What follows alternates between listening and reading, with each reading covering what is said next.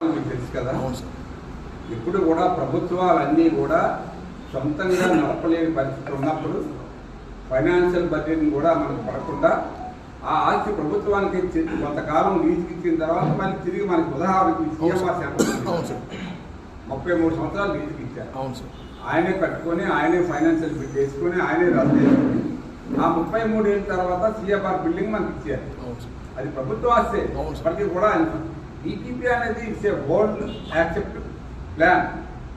దాన్ని మరి ఎలా సపోర్ట్ నాకు అర్థం కాదు. ఈపీపీ హాస్పిటల్ కడతారండి, మీరు ఏం చేస్తారంటే ఇట్ ఈజ్ లైక్ బిజినెస్. మీరు కొంతకాలం అది హాస్పిటల్ కడతారు, డబ్బు పెడతారు, మీకు కావాల్సిన ఫెసిలిటీ కొన్ని సీట్లు అమ్ముకోవడానికి పర్మిషన్ ఇస్తారు.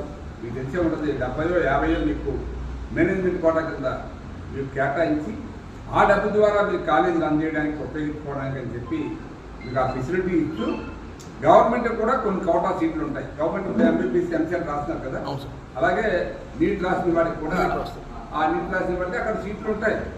ఆ సీట్ల ప్రకారంగా కేటాయిస్తారు. కానీ అది ప్రైవేట్ ఎలాగ ఉంది నాకు అదే అర్థం కాలేదు. ఇప్పుడు మీరు కట్టలేదు. జనాలకి చాలా